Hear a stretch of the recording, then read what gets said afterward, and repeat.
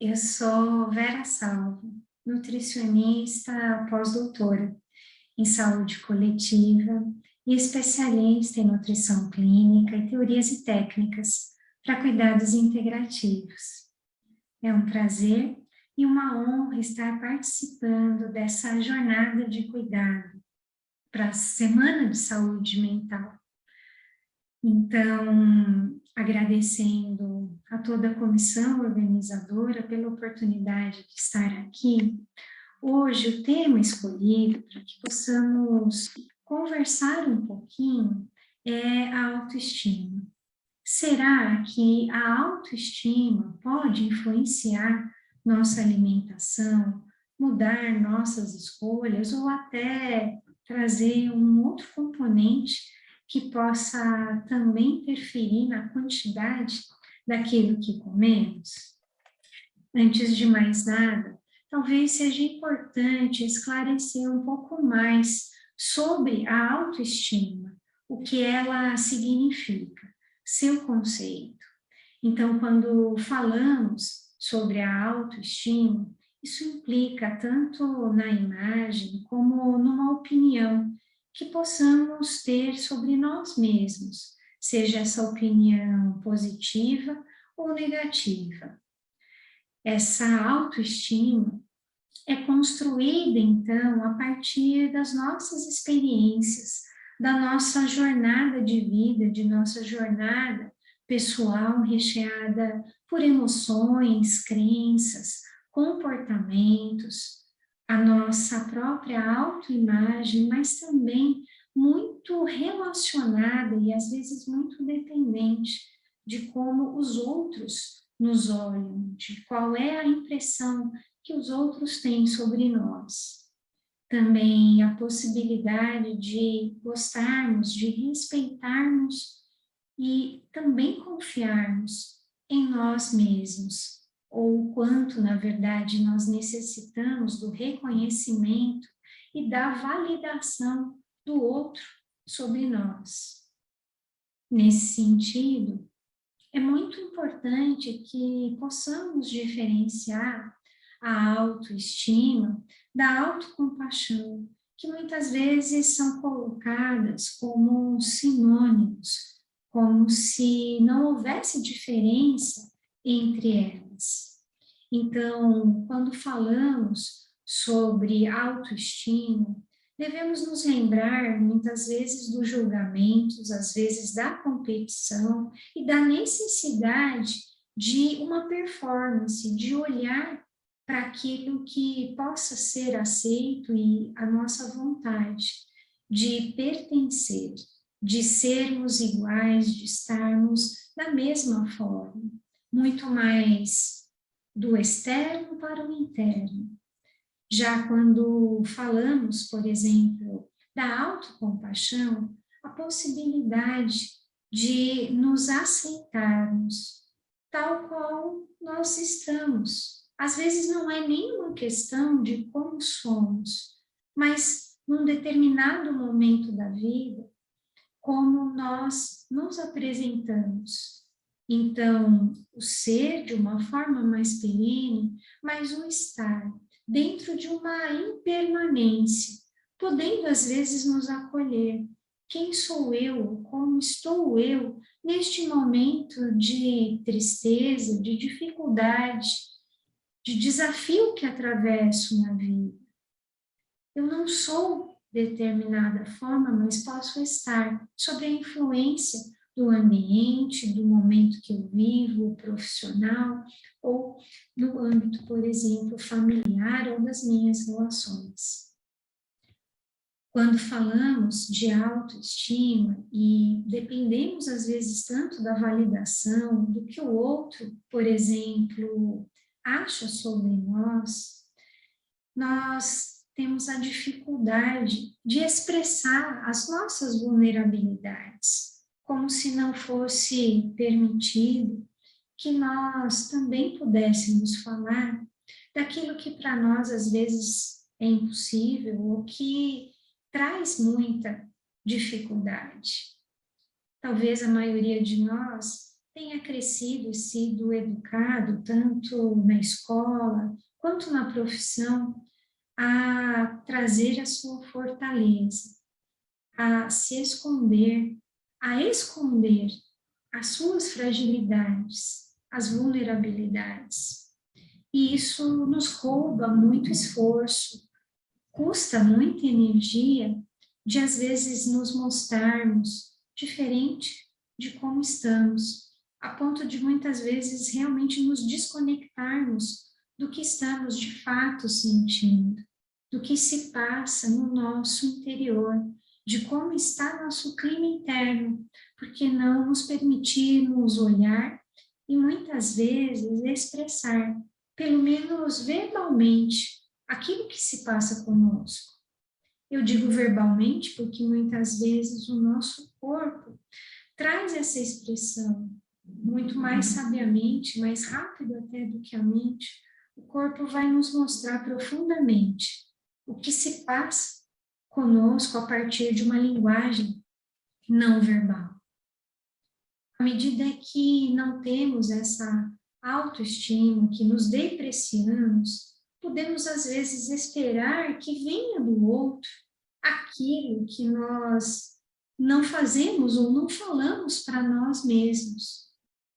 Como queremos que o outro nos respeite, nos valorize, nos reconheça, se nem nós mesmos, que somos a pessoa que mais nos conhecemos e que mais convive conosco mesmo, nossa maior companhia, não fazemos isso.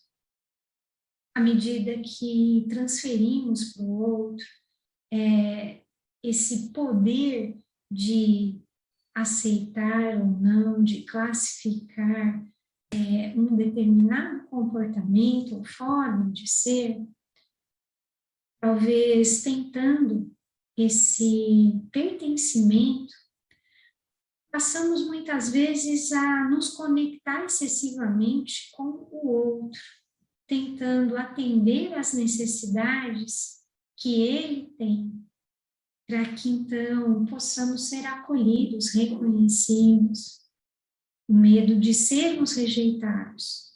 E à medida que vamos nos conectando demasiadamente com o outro, podemos acabar nos desconectando de nós, das nossas verdadeiras necessidades, daquilo que é importante, que nos faz falta, que, por exemplo, poderia nos permitir mais bem-estar, sorrir mais vezes.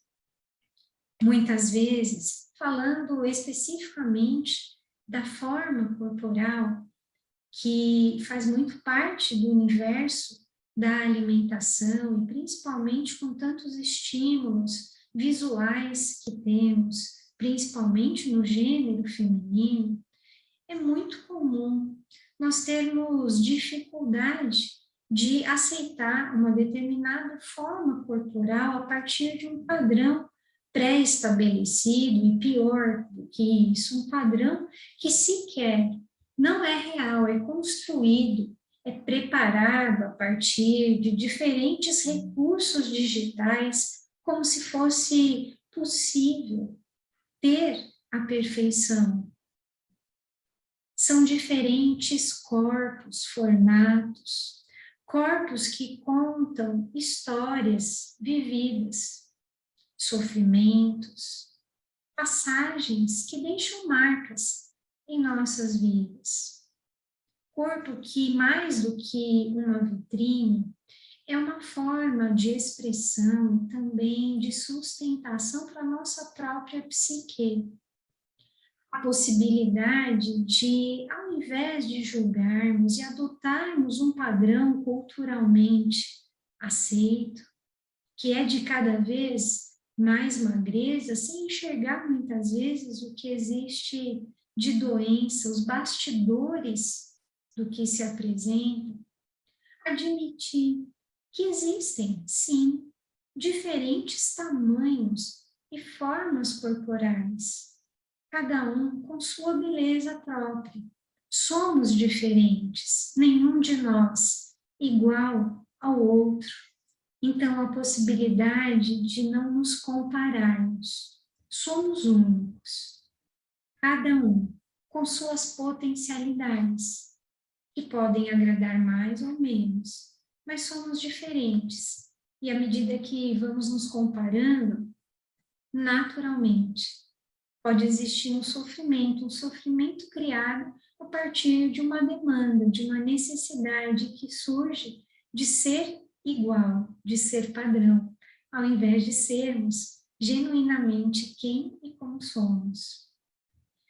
Essa frase que vocês veem aqui me tocou muito e foi ouvida num grupo focal dentro da minha pesquisa de pós-doutorado nas unidades de saúde, em que, a partir de uma prática de mindfulness, de mindful eating, uma das participantes, ao trazer o que percebeu, o que sentiu durante a prática, ela traz esse insight tão precioso. E ela diz, às vezes, não é possível ainda gostar de mim ou gostar de uma determinada parte do meu corpo, e às vezes eu só consigo focar no que me desagrada e eu esqueço completamente aquilo que é bom, aquilo que funciona bem no meu corpo, os recursos que ele apresenta. Ela finaliza. Às vezes é só preciso aceitar.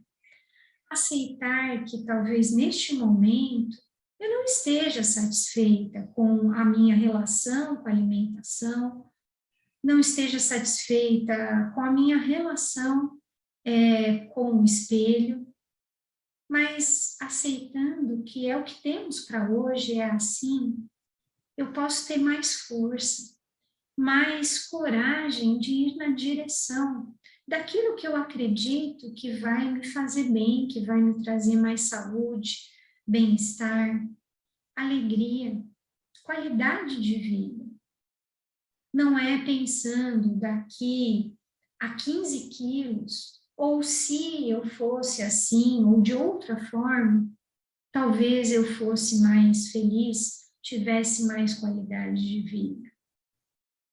Essa aceitação é só a possibilidade de não gastarmos energia à toa, de percebermos sabiamente nossos limites, não lutarmos contra a realidade. É como se não aceitássemos, por exemplo, a própria força da gravidade, não acreditássemos no ar, independentemente de aceitarmos ou não estar ali. Então, podemos ir na direção. Não é uma questão de resignação, de se acomodar, de achar que não é possível mudar, mas partir desse lugar, de como estamos agora, para colocarmos essa intenção de até onde e de onde queremos chegar. De que maneira, então, essa baixa estima, essa dificuldade de aceitarmos como estamos, com mais autocompaixão, pode influenciar nossa alimentação. Se não nos aceitamos, se aguardamos muitas vezes o que vem do outro, e isso pode nos gerar uma expectativa, que pode gerar uma frustração, é muito natural que o alimento amigo de todas as horas possa representar uma forma de nos recompensarmos. Então, trazendo aqui um pouco dos nossos próprios sistemas de regulação emocional, então, sistema de luta e fuga, de ameaça, sistema de recompensa e de calma. Diante da baixa estima, podemos nos colocar nesse sistema, que é muito tenso, né? De fuga, de luta, porque queremos fugir do julgamento, de não sermos aceitos, e isso aumenta a circulação do nosso cortisol. À medida que nos detemos demasiadamente nesse sistema, é natural que também possamos buscar, como uma forma de sobreviver, o sistema de recompensa, que é onde a alimentação, a bebida alcoólica, sexo, drogas, jogo e outros podem trazer esse alívio momentâneo, liberando dopamina, para que nós possamos preencher aqueles momentos do tive um dia muito difícil, então eu mereço. O sistema que é menos desenvolvido é o sistema de calma, liberação de ocitocina, classicamente descrito quando uma mãe amamenta o filho, mesmo a liberação de endorfinas, quando fazemos, por exemplo, atividade física, promovendo o nosso bem-estar. Todos os três sistemas são muito importantes.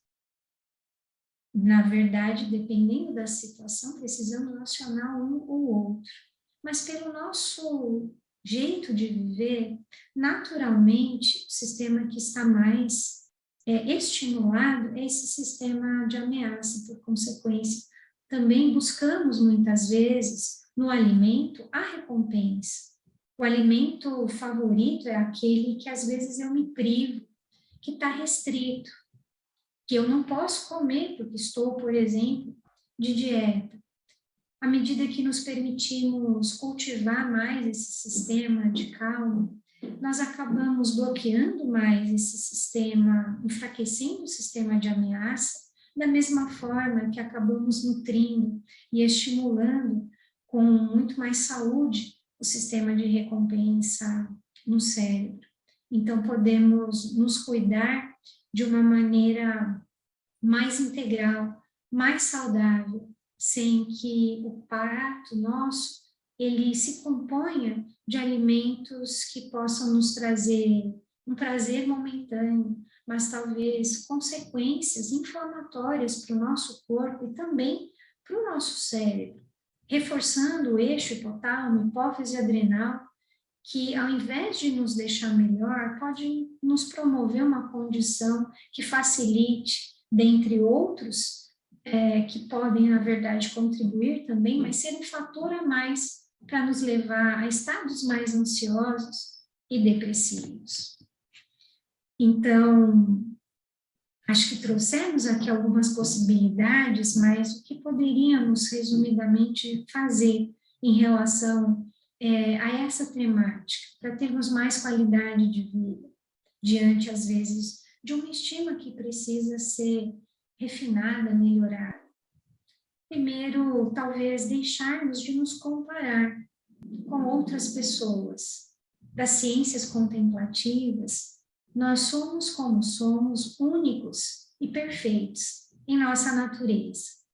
Além disso, de não cultivarmos a ruminação, podemos também evitar de ficar ruminando sobre fatos passados, coisas que aconteceram, para viver mais no presente e nos comprometermos conosco, de verdadeiramente encontrar as nossas necessidades, nos cuidarmos, para que possamos estar mais íntegros, para realizar nossas atividades e saborearmos a vida com todas as possibilidades que ela apresenta. Momentos de alegria, momentos de tristeza, que fazem parte, como todas as estações do ano. Nós não vivemos apenas na primavera ou no verão, mas muitas vezes precisamos dos outonos e invernos que nos compõem. Então, gostaria de agradecer por esse espaço, por esse momento, que seja uma possibilidade na nossa vida cultivarmos essa autoapreciação que passa longe do querer ser, parecer arrogante, mas da mesma forma que somos muito bons em reconhecer nossa luz, nossa sombra, que nós possamos também reconhecer a nossa luz. Muito obrigada.